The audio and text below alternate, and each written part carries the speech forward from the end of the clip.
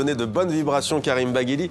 Pourquoi ce retour à la guitare? Je disais que c'était peut-être l'un de vos premiers instruments de prédilection, mais on vous connaît comme oudiste surtout. Pourquoi ce retour à la guitare?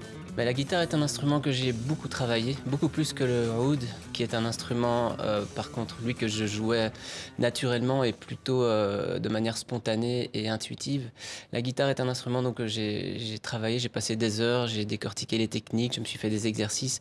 Et pour moi, c'est quelque chose de très important de ne pas l'oublier. Je crois que c'est mon grand amour, la guitare. Ouais. Et donc, j'avais besoin dans cet album de réintégrer des compositions de guitare qui étaient élaborées et qui pouvaient faire appel à toutes ces techniques que j'ai travaillées. Juste écho sur la musique, peut-être vous, quel instrument vous aimez?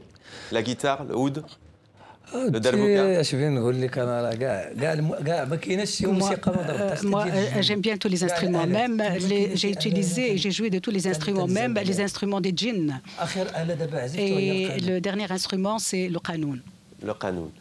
Karim Baghili, vous êtes belge, vous avez des racines jordaniennes, mais aussi yougoslaves. Qu'est-ce que vous puisez au juste dans cet héritage? Est-ce que ça se ressent dans vos créations musicales?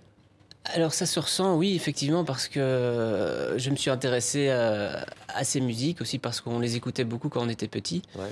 Après, c'est vrai qu'il n'y a pas que ces influences, on parle souvent de ces influences, mais effectivement, je suis né en Belgique, j'ai grandi... Voilà, en Europe, et j'ai aussi les influences du rock anglais, tout autant que les beaux quarts de ton dans les gammes arabes et les belles chansons d'amour de Abd el-Halim, ou encore les mesures asymétriques qu'on peut retrouver dans les Balkans.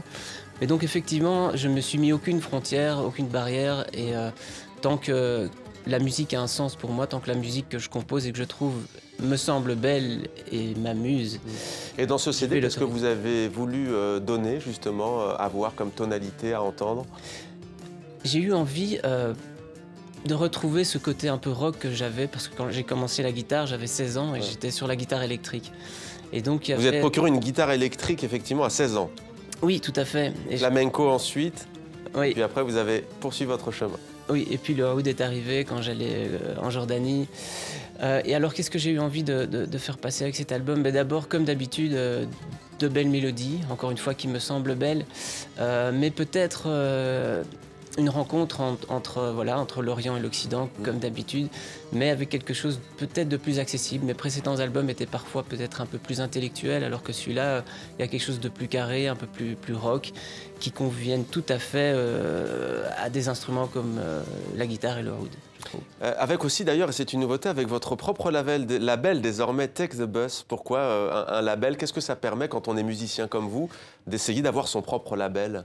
Mais je pense qu'aujourd'hui, à moins d'être vraiment dans les grands majors, les labels font peut-être un travail intéressant, mais un travail que nous-mêmes on peut faire, vu qu'aujourd'hui tout est accessible et qu'on a beaucoup d'outils pour le faire. En tout cas, ça me procure un énorme sentiment de liberté.